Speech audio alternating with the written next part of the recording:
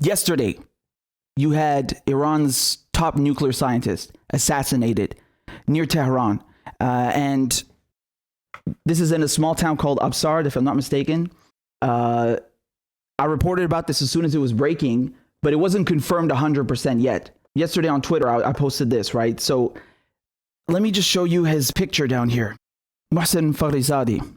Now, some people call him the Oppenheimer of Iran. Oppenheimer was he was in charge of the Manhattan Project, right? So Manhattan Project is in World War II when they were developing the nuclear bomb, the first nuclear bomb in the US.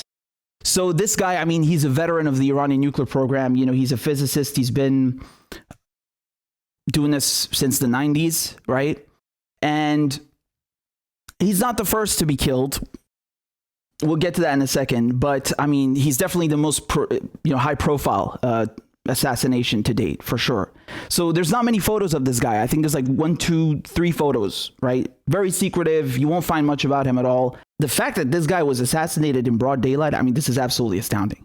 It's really crazy. Here's some of the pictures from I'm not going to show you all of them because some of them are too gory. And you know how YouTube is. So these are some of the pictures from the site. So the way that they say it happened is that you had one explosion and then he was killed in a hail of bullets, right? In previous assassinations, they do use the explosives themselves to kill. So you'll have with these teams, you'll have an explosive device used and then small arms fire. So just to show you the response here from the Iranian Foreign Minister, Javad Zarif, right? So you know him. You've probably seen him many times on TV and at the UN. So he said terrorists murdered an eminent Iranian scientist today. This cowardice with serious indications of Israeli role shows desperate warmongering of perpetrators. Iran calls on the international community and especially the EU to end their shameful double standards and condemn this act of state terror. You know, you got people, how do you know this is Israel? Where's your proof? I mean, people need to get their goddamn kids off of Twitter. I'm serious. I mean, this is the dumbest thing you could possibly say. How many countries have a motive to go after nuclear scientists in Iran? How many of them have the capabilities, the resources to pull it off? You can count those countries on one finger, not okay, not just one hand, one finger. I mean, we not only recognize the traits, the modus operandi of the Mossad here, but we know for a fact that they have a targeted assassination program against Iranian nuclear scientists. So they've killed 4 of them between 2010 and 2012. I think they killed another one in 2007. And they used to go after German scientists who were helping the Egyptians develop their surface-to-surface ballistic program in the 50s and 60s, right? So, I mean, this is what they do. We know this for a fact. Now, if you've heard of this book, I hope you have, because it's absolutely excellent. Rise and Kill First. This is brilliant. This book by Ronan Bergman, I'll read you a bit from it in a second.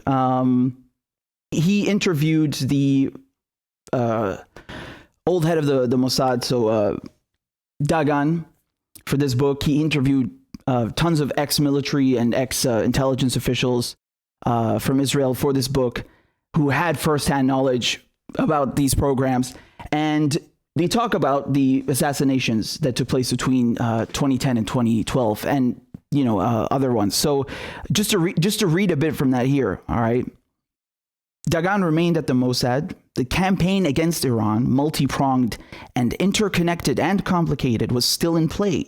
In fact, after the successful hit on Masoud Ali Mohammadi, so this is one of the scientists, right?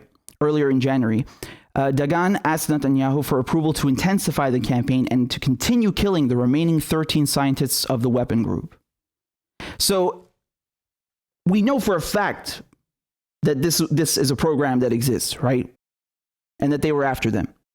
And just to show you some of the ways that they use, so 2 motorcyclists, so this is another attack in 2010, November 29th. two motorcyclists blew up the cars of two senior figures in the Iranian nuclear project by attaching limpet mines. So a limpet mine is, a magnet, explosive device or sticky bomb, right? So usually underwater, but in this case, it'll stick onto a car. Attaching limpet mines to them and speeding away. Dr. Shariaris was killed by the blast in his Peugeot 206. Feridun Abbasi Davani and his wife, who was also in the car, managed to escape his Peugeot 206 before it exploded. So we know for a fact from, ex-Mossad chief that this happened. And then in the book, it also says the Mossad pinpointed 15 such targets, of whom it eliminated 6, mostly when they were on their way to work in the morning by means of bombs with short-time fuses attached to their cars by a motorcyclist. Just to put it simply, it's not Mozambique or Peru who have a targeted assassination program for Iranian nuclear scientists. Okay, I think that much is obvious. So, by the way, just for those of you who don't know, so the Mossad is the equivalent of the the CIA. It's the intelligence, Israeli intelligence services. Inside the Mossad, they have a unit called the Caesarea, and inside that they have the Kidon. Just to explain it for you. The Caesarea, right? That's the one that will go and send spies in other countries. And they will have, very deep covers. They'll stay there for years. And, it's not like James Bond. They don't just pull out pistols and start shooting people. No, they'll maintain these covers for extended periods of time, right? The Kidon unit are the ones that will go and then take out targets like you're seeing here. And they work in teams of 4 usually. So we know for a fact that Israel has the motive, and we know for a fact that they do these assassinations, have been doing them for decades, not just in Iran. As I said, they were doing this in Egypt as well, because Egypt developed a ballistic missile program and under Nasser, right? And this scared the shit out of the Israelis. So what they did is they realized, we got German scientists now helping the Egyptians. Many of them worked at Peenemünde, which is this secret base during World War II where they developed the V1 and the V2, right? Which they used against London and Antwerp in the Netherlands. So, that was like the most top secret rocket facility. It's where they essentially developed the modern rocket, right? And some of those scientists went to work for Egypt and helped them with their program after the war. And when Israel realized that, they went about killing and kidnapping them, right? And it's detailed in this book. Again, you should really go read this book, Rise and Kill First. The New York Times reported yesterday, one American official, along with 2 other intelligence officials, said that Israel was behind the attack on the scientists. It was unclear how much the United States may have known about the operation in advance, but the 2 nations are the closest of allies and have long shared intelligence regarding Iran. I'm going to give a word of caution here, okay? The New York Times are always naming unnamed intelligence officials, right? Just like they did with this Bountygate story. So, we're not going to come here and believe the New York Times and their anonymous sources when it suits us and then when it doesn't suit us. Regardless of what they say here, we didn't need this. We don't need the New York Times or, unnamed intelligence officials to know that this is most definitely, 99.999% Mossad operation.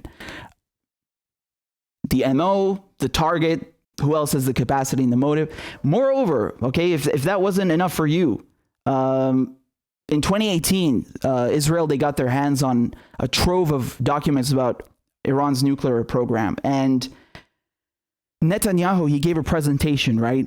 He was gloating about this, and he names this physicist that was assassinated yesterday. He named him, right? So take a look. I went and I dug through the archives and I found the goddamn clip. Take a look.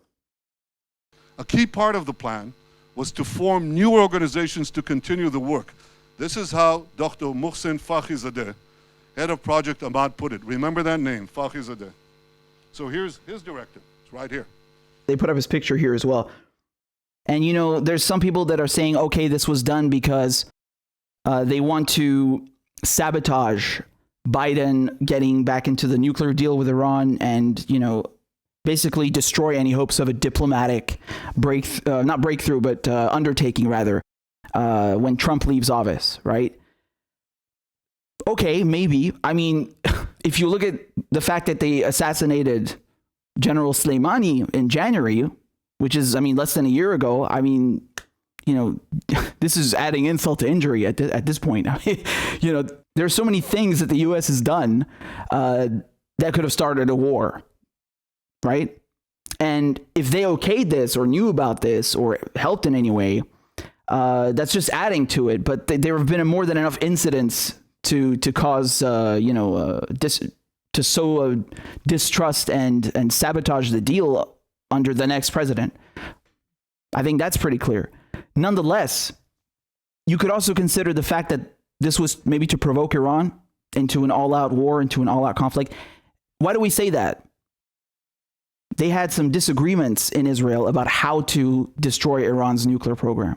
What Netanyahu wanted to do, and his defense minister, Barak, they didn't feel that these clandestine measures, meaning the assassinations, they decided that clandestine measures could no longer effectively delay the Iranian nuclear project, and that only a massive aerial bombardment of the Iranians' nuclear facilities would successfully halt their progress toward acquiring such weapons.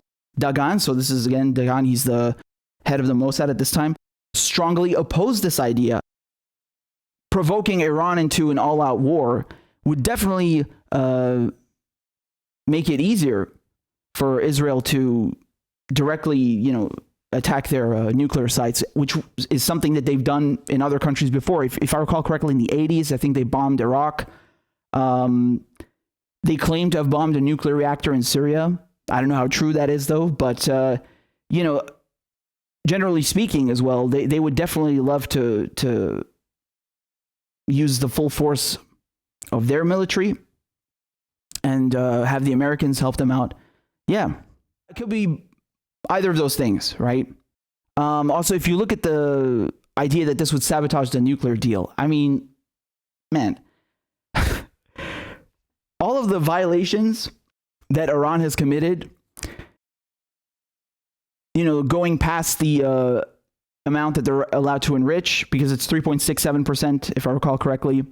You know, these occurred in the last year or 2 years. So after the Trump administration pulled out of the deal, after the Trump administration assassinated their top general. So it's not like Iran was acting in bad faith and violating the agreement. No, this is a response to what the U.S. has done, right? Israel is the only country in the Middle East that has a nuke. The United States is the only country in history that has used nukes on civilians.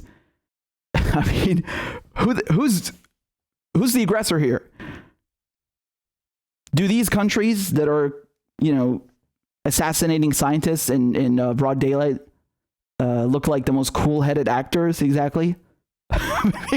Who's trying to start a war with the other one here? Moreover, I mean, I pointed this out on Twitter. It's so glaringly obvious. I wonder what kind of outrage and condemnation you'd see from the international community if Iran drone striked America's top general or assassinated Israeli scientists in occupied Palestine. Apparently, it's okay to do that to non-Westerners. I mean, just put this into perspective. Can you imagine, I don't know, let's say in Paris, okay? Could you imagine just scientists being killed in broad daylight? Like, you would pause and go like, holy, what is that? But somehow, like, they've conditioned people to think that this is okay when it happens to Arabs or Iranians or, you know, people that are not white and not in the West. Like, yeah, whatever. Oh yeah, it's there, it's over there. That's normal. No, bitch, it's not normal. It's not normal. And if the roles were reversed, I mean, the U.S. would declare war, Israel would declare war. So why is it okay to do it to them, right? Explain that one to me. Explain that one to me. I mean, this is terrorism. It's straight up terrorism, right? If Iran drone striked an American general or killed scientists in Israel, the whole world would lose it. So there is a double standard here. Not to mention violations of international law, what are essentially declarations of war, just blatant aggression. Blatant aggression. You know, people need to understand something, man. Just generally speaking here, right? people need to understand something. You don't fuck with countries like Iran and Syria and Venezuela.